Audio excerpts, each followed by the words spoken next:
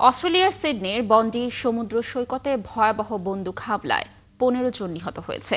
এদের মধ্যে সন্দেহভাজন এক বন্দুকধারী রয়েছেন। পুলিশ জানিয়েছে হামলাকারী দুজন বাবা ও ছেলে।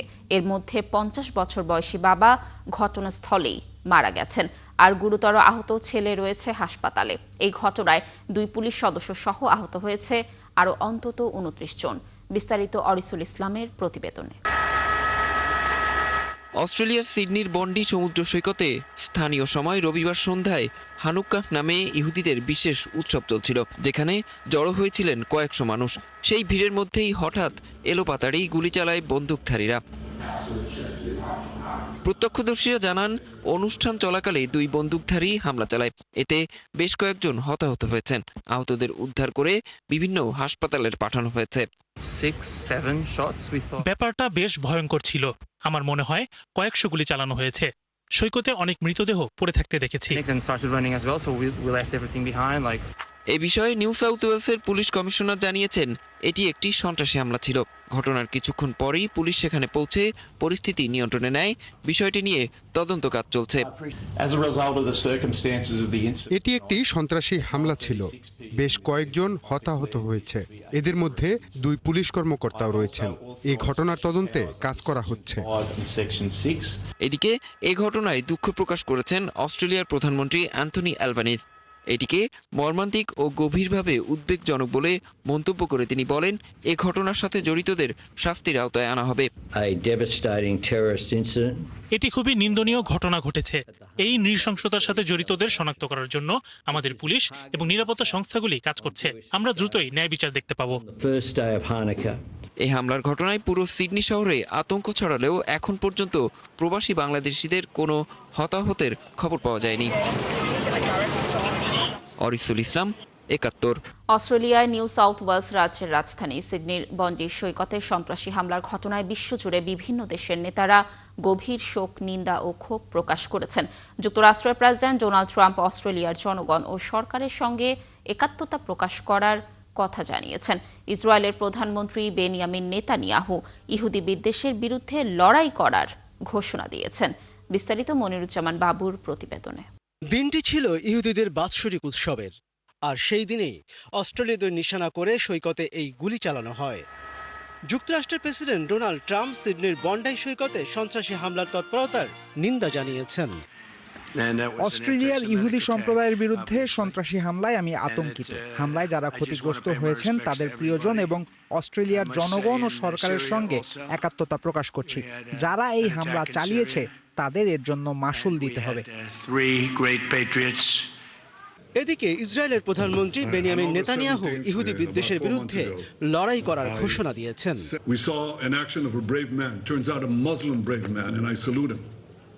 That stopped one of these terrorists from killing innocent Jews.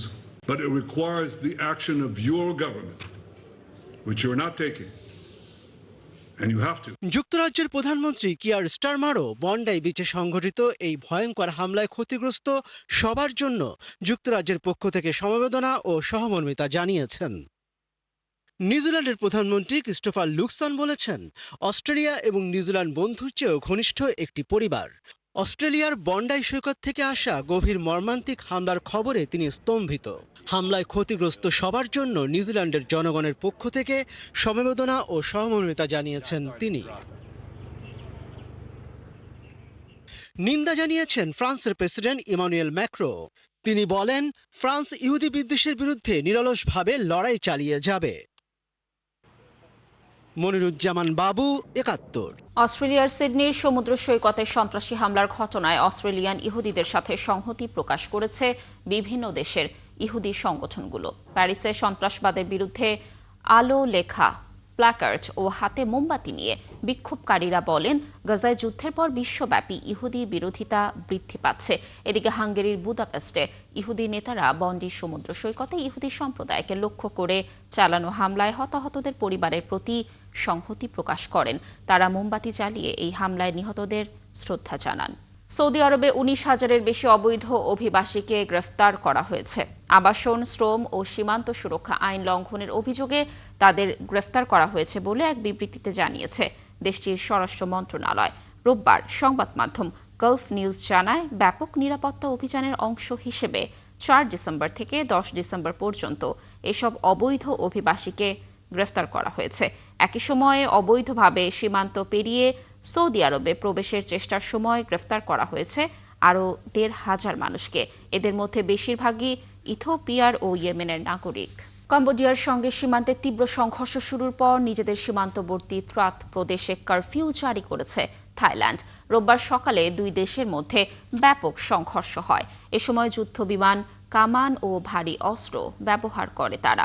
থাইল্যান্ডের প্রতিরক্ষা মন্ত্রণালয়ের মুখপাত্র রিয়ার অ্যাডমিরাল সুশান্ত কোংসেরি এক সংবাদ সম্মেলনে কারফিউ জারির ঘোষণা দেন। তিনি জানিয়েছে, থাইল্যান্ড সংলাপে বসতে রাজি, তবে এর আগে কম্বোডিয়াকে হামলা চালানো বন্ধ করতে হবে।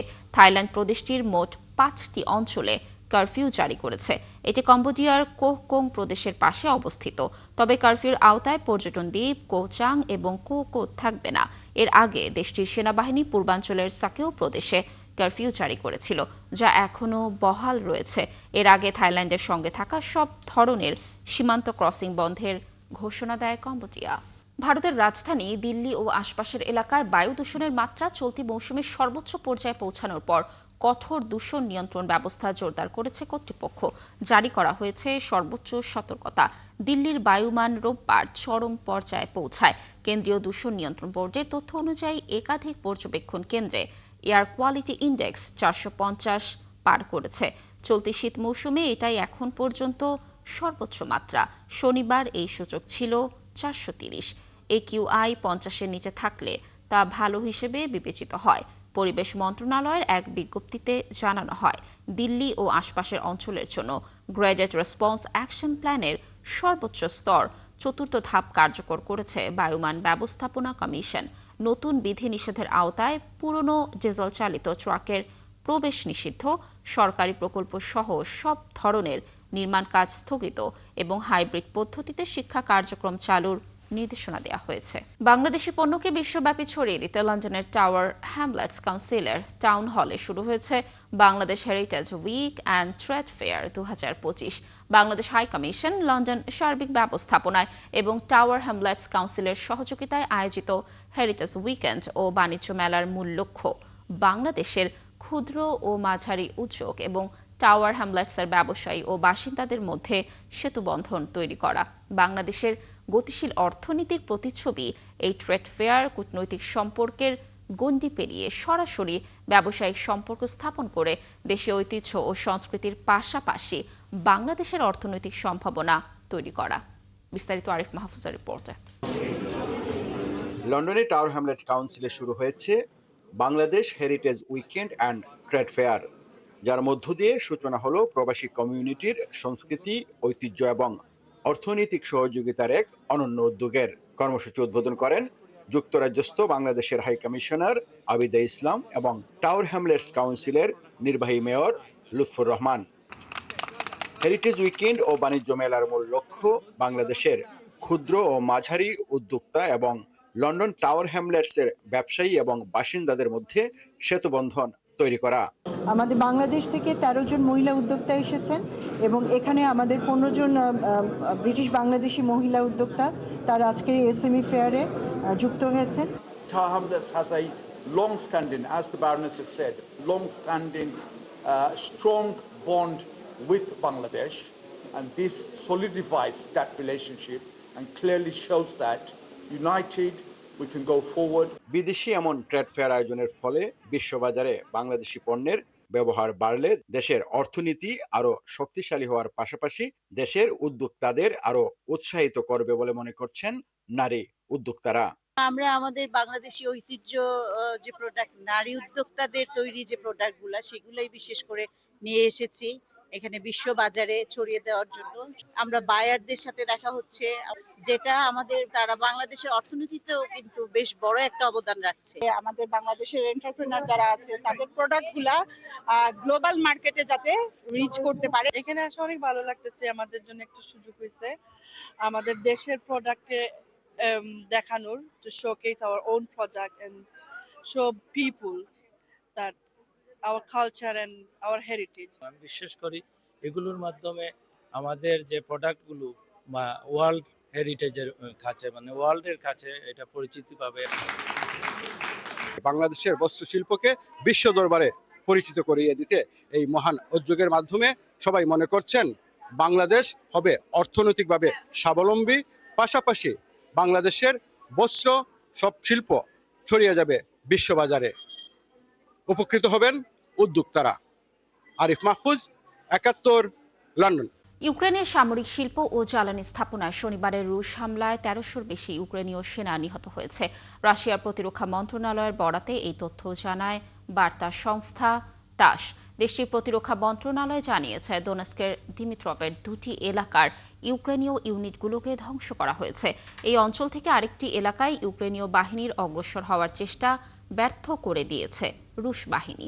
এছাড়া শেভচেঙ্কো এলাকা থেকে মোটরসাইকেলে করে ট্যাঙ্কের সহায়তায় হামলার চেষ্টা চালানো হলে রুশ বাহিনী তা প্রতিহত করে। এর আগে স্থানীয় সময় শনিবার ইউক্রেনের সেনাবাহিনীর ব্যবহৃত বন্দর, গোলাবারুদের গুদাম এবং সেনা ও বিদেশি ভাড়াটে যোদ্ধাদের অস্থায়ী অবস্থান লক্ষ্য করে হামলা চালায় রাশিয়া। এই হামলা ১৪২ স্থানে আঘাত করা হয় বলে দাবি করেছে মস্কো। রুশ প্রতিরক্ষা মন্ত্রণালয় এক বিবৃতিতে জানিয়েছে রাশিয়ার বেসামরিক স্থাপনায় হামলার জবাবে পাল্টা এ হামলা চালানো হয়। নির্ধারিত সব লক্ষ্যবস্তুতে সফলভাবে আঘাত করতে সক্ষম হয়েছে বলে দাবি করেছে মস্কো। রাশিয়ার সঙ্গে শান্তি চুক্তির চেষ্টায় পশ্চিমা সামরিক জোট ন্যাটোতে ইউক্রেনের সদস্যপদ পাওয়ার আশা ছেড়ে দিলেন প্রেসিডেন্ট ভলোদিমির জেলেনস্কি। পশ্চিমা দেশগুলোর কাছ থেকে নিরাপত্তার নিশ্চয়তা পাবার বিনিময়ে রাশিয়ার সঙ্গে যুদ্ধ শেষ করতে আপোষ করেই এই সিদ্ধান্ত নিলেন ইউক্রেনের প্রেসিডেন্ট। যুক্তরাষ্ট্রের প্রেসিডেন্ট ডোনাল্ড ট্রাম্পের বিশেষ দূত স্টিভ উইটকফ, ট্রাম্পের জামাতা জারেড কুশনার এবং ইউক্রেনের প্রেসিডেন্ট জেলেনস্কি জার্মানির বার্লিনে পৌঁছেছেন নতুন দফা শান্তি আলোচনার জন্য। সেই আলোচনার আগেই জেলেনস্কি ইউক্রেনের ন্যাটো সদস্যপদ পাওয়ার স্বপ্ন ত্যাগের এই সিদ্ধান্ত জানালেন। রোববার তিনি বলেন, যুক্তরাষ্ট্র, ইউরোপ এবং অন্যান্য মিত্রদের কাছ থেকে নিরাপত্তার নিশ্চয়তা পাওয়ার বিনিময়ে ন্যাটো সদস্য পদের আশা ছেড়ে দেওয়াটা ইউক্রেনের পক্ষ থেকে এক আপোষ। এর মধ্য দিয়ে ইউক্রেন তার আগের অবস্থান থেকে অনেকখানি সরে এলো। এতদিন রাশিয়ার হামলার বিরুদ্ধে রক্ষা কবচ হিসেবে ইউক্রেন ন্যাটো জোটে যোগ দেওয়ার জন্য লড়াই করে আসছিল। হাঙ্গেরির প্রধানমন্ত্রীর পদত্যাগ দাবিতে রাজপথে বিক্ষোভে অংশ নিয়েছে হাজারো মানুষ। শিশু নির্যাতন কেলেঙ্কারির ঘটনায় যথাযথ ব্যবস্থা গ্রহণে ব্যর্থতার কারণে প্রধানমন্ত্রী ভিক্টর অরবানের পদত্যাগের দাবিতে বুদাপেস্টে এই বিক্ষোভ চলছে। কয়েক হাজার মানুষ বুদাপেস্টের সড়কে শিশুদের রক্ষা করুন লেখা ব্যানার নিয়ে বিক্ষোভে অংশ নেয়। তারা অপরাধীদের বিরুদ্ধে আরও ব্যবস্থা নেওয়ার জন্য সরকারের প্রতি আহ্বান জানান। গত সেপ্টেম্বরে দেশটির রাজধানী বুদাপেস্টে একটি কিশোরবন্দি শিবিরে নির্যাতনের নতুন অভিযোগ সামনে আসে। এরপরই বিরোধী দল টিআইএসডার নেতা পিটার ম্যাগিয়ারের নেতৃত্বে শনিবার থেকে বিক্ষোভ শুরু হয়। দর্শক, এই ছিল এখনকার আয়োজনে। বিশ্বের আরও নতুন কিছু খবর ও বিশ্লেষণ নিয়ে দুপুর ১:৩০টায় আবারও হাজির হবে বিশ্বযোগ। চোখ রাখুন ৭১-এর ফেসবুক পেজে এবং সাবস্ক্রাইব করুন ৭১-এর ইউটিউব চ্যানেল। ৭১-এর সাথেই থাকুন।